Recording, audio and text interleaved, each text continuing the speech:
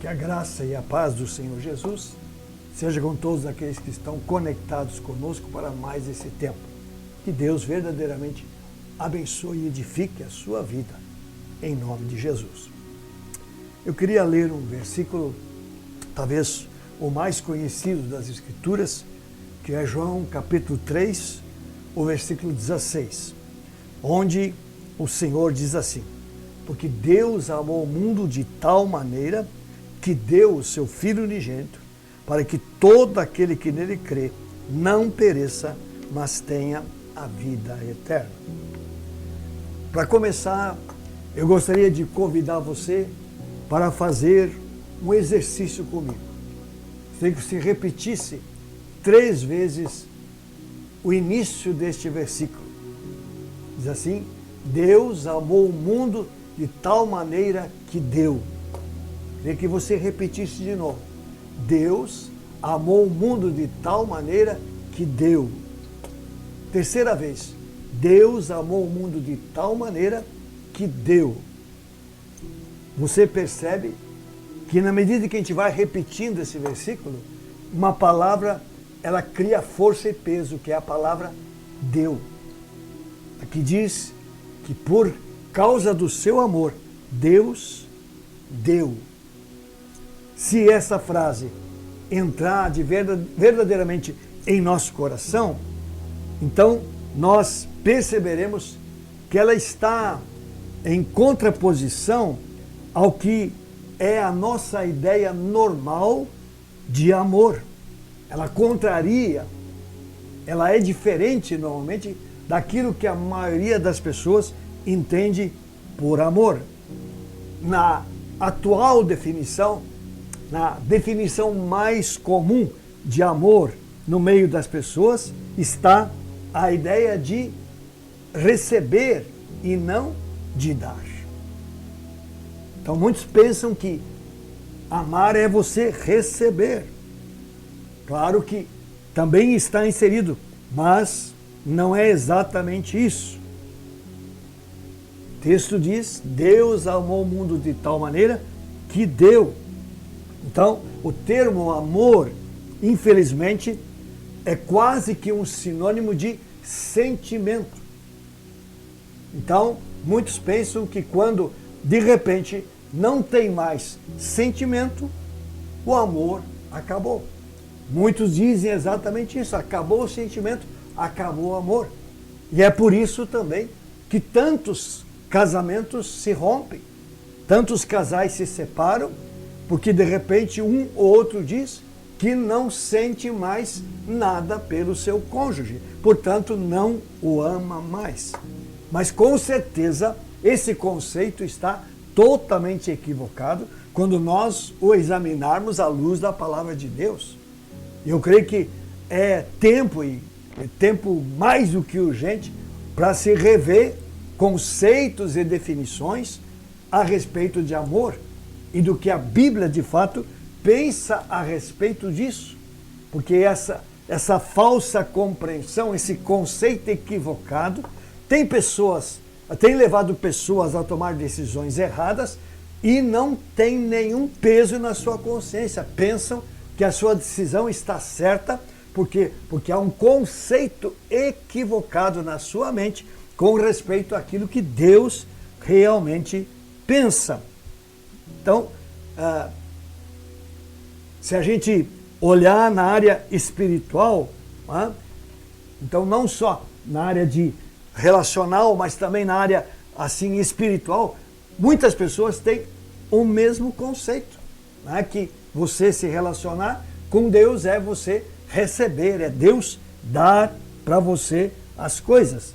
Então, por isso, para a maioria, vivenciar o amor de Deus é talvez dizer algumas palavras bonitas para Ele, dizer o quanto Ele o ama, quantas pessoas amam esse Deus, e logo depois vem uma lista de pedidos, uma lista interminável de pedidos que são colocados diante de Deus e que, se forem atendidos por Deus, todos eles, ou a grande maioria deles, vão beneficiar a própria pessoa que está pedindo.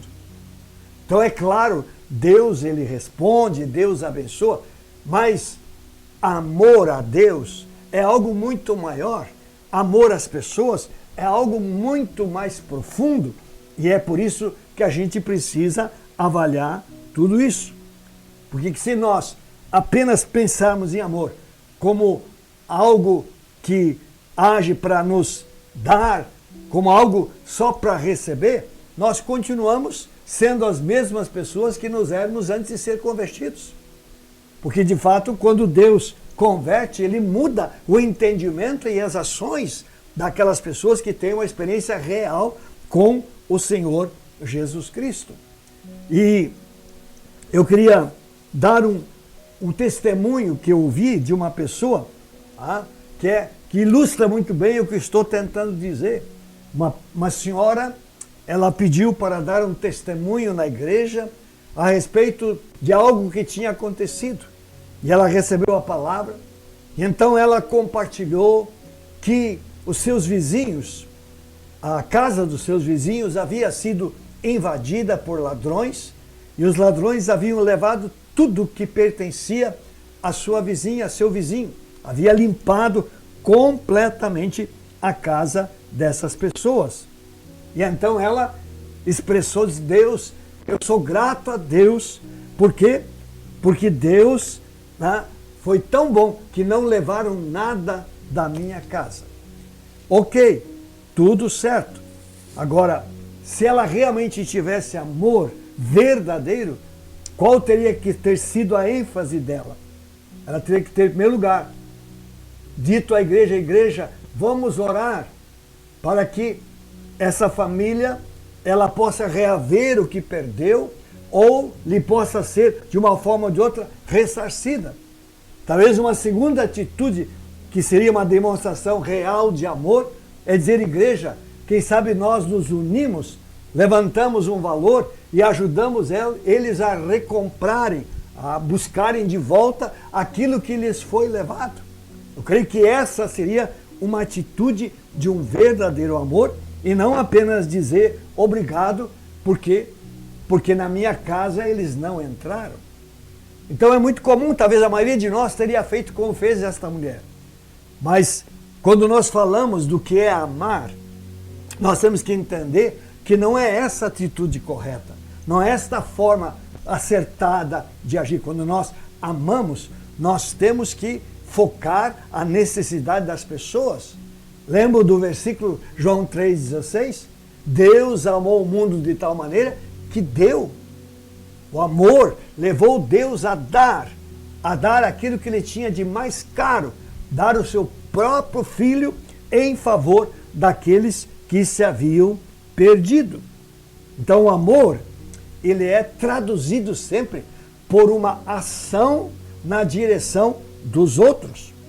Então este amor, ele não espera, este amor, ele toma iniciativas para abençoar. Este amor, ele não se concentra nos benefícios que recebe, mas este amor, ele toma a iniciativa de abençoar. E aí, eu digo a você, que diferença entre isso e aquilo que na maioria, ou a maioria das pessoas, chama de amor. É totalmente diferente o conceito que a palavra de Deus nos apresenta. E que se nós somos cristãos, nós precisamos atentar para esses conceitos e precisamos mudar nossas práticas, as nossas ações, para ajustá-las realmente àquilo que Deus pensa e aquilo que Deus quer da vida de cada um de nós. Então, seguir a Jesus é ser contagiado por uma nova atitude. Aquela atitude que é plantada pelo Espírito Santo em nossas vidas. Porque a verdadeira manifestação da obra do Espírito Santo na nossa vida deve resultar num desejo sincero de ajudar e de abençoar as pessoas ao nosso redor. A vida espiritual genuína deve nos levar a tirar os olhos de nós mesmos e focar cada vez mais nas pessoas ao nosso redor. Eu entendo, queridos, que esse exercício não é muito simples, porque nós vivemos dentro de uma prática que não é comum nesse sentido.